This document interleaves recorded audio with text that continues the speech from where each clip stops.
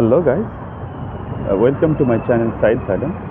আমরা এই মুহূর্তে যে জায়গাটাতে দাঁড়িয়ে আছি, এটা পাতং বিচ থেকে এসে কাতাকারণে ঢুকেই, কারণ বিচে ঢুকেই যে গোল চত্বর, এই গোল চত্বর থেকে এই জায়গাটা, ঠিক এখান থেকে কাতাকারণের বিচটা শুরু। তো এটা হচ্ছে কাতাকারণের গোল চত্বর, এটা হচ্ছে গেট, মেইন ফটো। এখানে বিভিন্ন ধরনের, এখানে প্রতি সপ্তাহে সানডে, স্যাটারডে, সানডে এই 2 দিনে বিভিন্ন ধরনের কালচারাল প্রোগ্রাম হয়।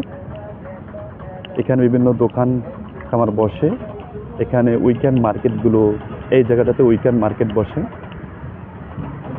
এই জায়গাটাতে আপনারা যারা কাতাকারণে এসে হোটেল বুকিং করেন, থাকার জন্য আসেন, এখানে এসে আপনারা উইকেন্ডেতে মার্কেটগুলো করতে পারবেন। এই জায়গাটাতে, এই এরিয়াতে অনেকগুলো খামার আছে। এখান থেকে বিচ খুব কাছেই, লোকাল ফুড খেতে পারবেন এখান থেকে। বিশাল সমুদ্র কাতাকারণে, বিচের পাশেই দোকান খামার,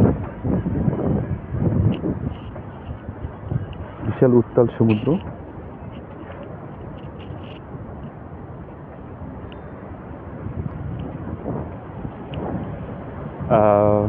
পাতং যতটা ক্রাউড, লোকজনে ভরা, কাতাকারণ ঠিক তেমন না।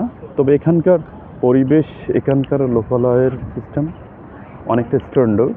এখানে বেশিরভাগ 3 স্টার 4 স্টার হোটেলগুলো অবস্থান।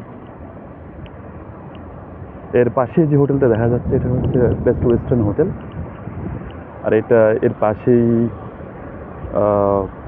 ঠিক ডে টাইম বা বিচের পাশে যারা ঘুরতে আসে তাদের জন্য লোকাল রেস্টুরেন্ট। এটা হচ্ছে পার্ক, আর এটা হচ্ছে উন্মুক্ত সমুদ্র, সি ভিউ।